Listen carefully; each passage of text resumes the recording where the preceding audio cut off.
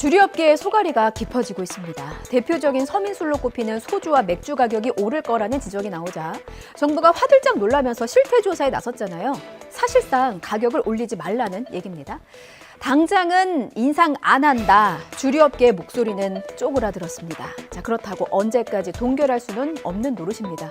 그 속사정 들어볼게요. 윤혜리 기자입니다.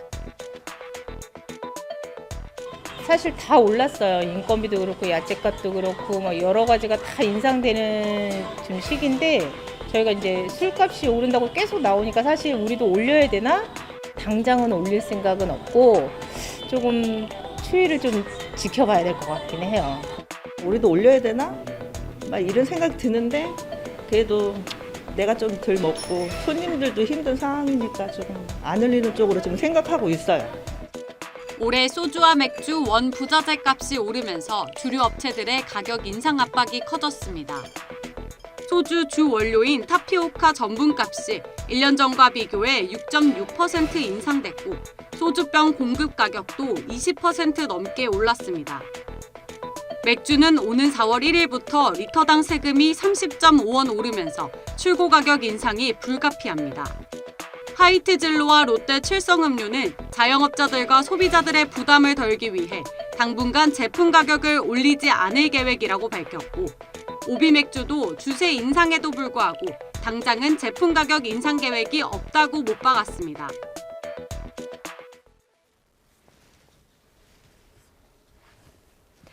네, 밤낮으로 한국인의 삶을 위로하는 것, 이 두 가지를 꼽으라면 저는 이렇게 좀 말씀을 드리고 싶습니다. 아침잠을 깨워주는 향긋한 커피 한 잔, 그리고 퇴근길에 하루의 스트레스를 풀어주는 술 한 잔.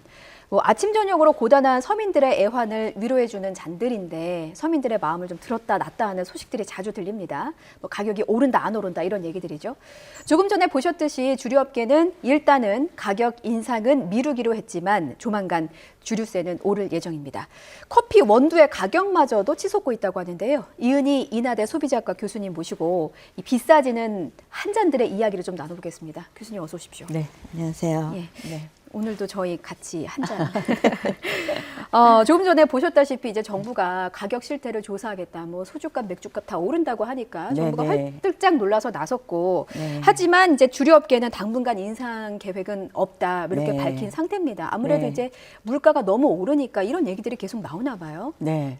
그 작년부터 정말 거의 모든 상품의 가격이 막 계속적으로 오르고 있어서 모든 소비자들이 고통 속에 있다. 이렇게 말씀드릴 수가 있겠습니다. 사실은 소주값도 작년 2월에 8% 가격 인상이 됐어요. 예, 맞아요. 그런데 이제 뭐 주정값이 올랐다, 또 에너지 비용 오르고, 또 병값도 올랐다 그래요. 그렇죠. 그래서 이제 올해도 가격 인상을 해야 된다 이런 분위기가 굉장히 있었다 이렇게 생각을 합니다. 그런데 이제 정부가 나서서 가격 인상 자제 요청을 했는데 사실은 이제 모든 상품의 가격이 인상되고 있기 때문에 인상 요인이 있더라도 좀 기간적으로 조금 기간을 연장해 주는 것도 좀 저는 필요하다 이렇게 생각을 합니다. 그러니까 말씀하신 것처럼 연장이 필요할 뿐이지 어쨌든 오르기는 오를 수밖에 없는 상황인 것 같기는 하거든요. 네. 뭐 서민술이라고 하는데 어느 정도로 오를 거라고 좀 예상하시나요? 이제 정부가 가격 인상을 자제를 요청을 하면 그 정부의 그런 방침에 대해서 뭐 비판도 굉장히 많습니다. 이게 이제 가격이라는 거를 시장에 맡겨야지 정부가 압력을 가하면 압력 가할 때는 반짝 이렇게 잠잠해졌다가 압력이 없어지면 오히려 더 오를 거다. 이런 이제 얘기도 있거든요. 사실은 작년에도 그 식품 가격이 막 엄청나게 올라가고 있기 때문에 정부에서 그 식품회사 관계자들을 모아놓고 8차례나 가격 인상 자제를 부탁을 드렸는데 별로 이렇게 효과는 없었습니다. 이제 그럼에도 불구하고 우리나라 특히 이제 주류라든가 이런 것들이 과점 시장 체제이기 때문에 그냥 그 시장에만 100% 맡기는 것이 적절한가 그거에 대한 의문은 있다 이렇게 볼 수가 있겠습니다. 그렇군요. 근데 사실 최근에 술값 문제가 기재부의 이제 주세 인상과 좀 연동되어 있잖아요. 네네네. 그러면 세금이 도대체 얼마나 네. 오르는 겁니까? 그 세금을 술에 대한 세금은 가격에 매기는 종가세가 있고요. 예. 또 출고량에 매기는 종량세가 있다고 해요. 그런데 이제 소주는 종가세고 예. 그다음에 맥주하고 막걸리는 종량세라 그럽니다. 그런데 이제 올해 지금 오를 거로 예상되는 거는 맥주하고 막걸리. 다시 말하면 종량세가 오를 걸로 예상이 되는데 이 종량세는 물가에 연동한다. 예. 이렇게 얘기를 하고 있습니다.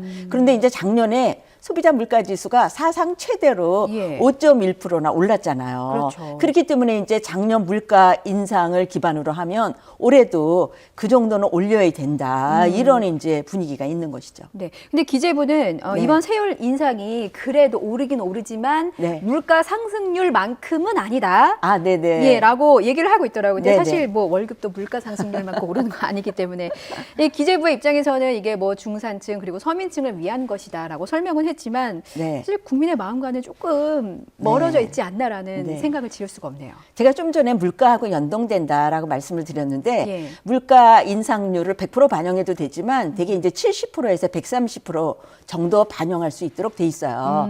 그런데 이제 정부 입장에서는 작년 소비자 물가지수 인상 5.1%를 100% 반영하지 않고 70%로 해준다. 아, 그러니까 하한선만 그렇죠. 적용했다. 그래서 이제 3.57% 예. 인상을 허용했기 때문에 정부 입장에서는 요거를 이제 물가 인상보다 적게 해준 거다. 이렇게 얘기를 하고 있는데요. 예. 이제 재작년 2021년에는 소비자 물가 지수가 0.5% 올랐어요. 예. 그런데 이제 그 주세는 그 출고가가 예. 1.3% 올랐어요. 한 3배 정도 오른 거죠. 엄청 그다음에 올랐네요. 작년에 예. 작년에는 소비자 물가 지수가 2.5% 올랐는데 예. 그 출고가가 거의 8% 올랐어요. 그것도 거의 3배 오른 거죠.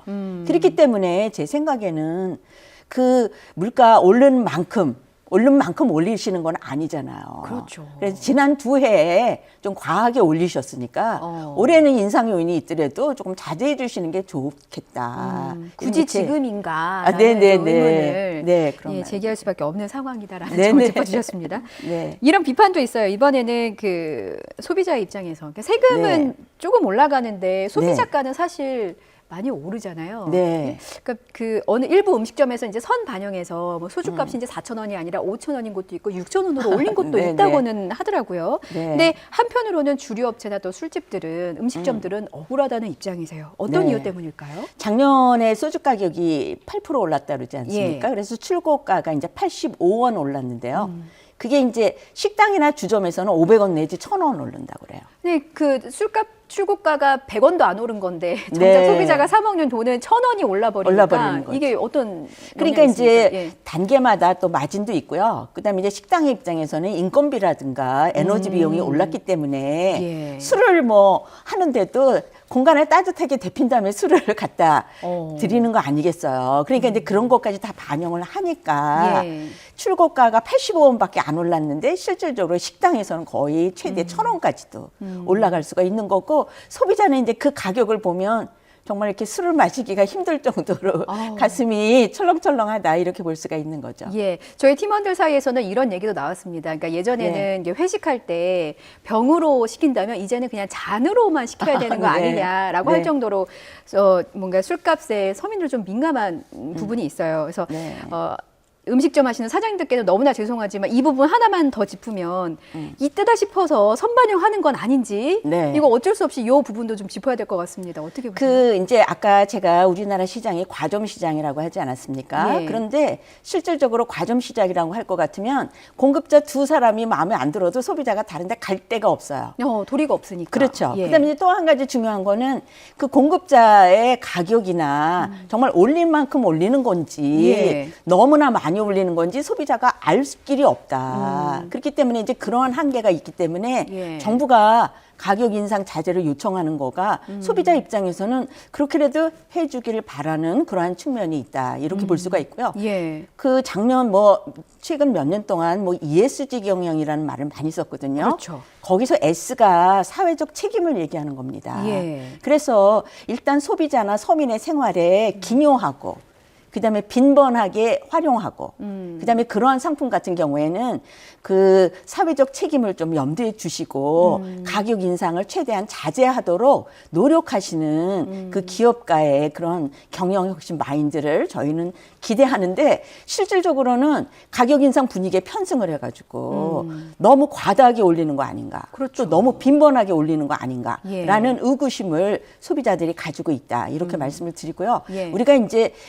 기업에 바라는 거는 경영 혁신이잖아요. 그렇죠. 기업이 많이 노력을 하셔가지고 가격도 최대한 자제하고 품질도 좋게 만들면 우리가 그런 기업가에 대해서 고맙게 생각을 하고 그런 기업가는 또 사회적 책임감을 가지고 그 소비자의 사랑을 받을 수 있다 이렇게 볼 수가 있는 거죠. 저희 방송 들으면 이제 대기업에서 서운하게 느끼실 수는 있겠습니다만 네. 그래도 기업에 이렇게 선하게 영향력을 좀 베풀어 주면 네. 결국에는 소비자들도 이제 그 구매로 보답을 하는 거니까 네. 요즘에는 이런 그 사회적 경영을 하는 기업들의 제품을 찾아서 찾는 소비자들도 네. 늘고 있다 이런 부분을 좀 함께 짚어보면 좋을 것 네, 같습니다. 네, 네, 네. 다음 주제로 넘어가서요. 네.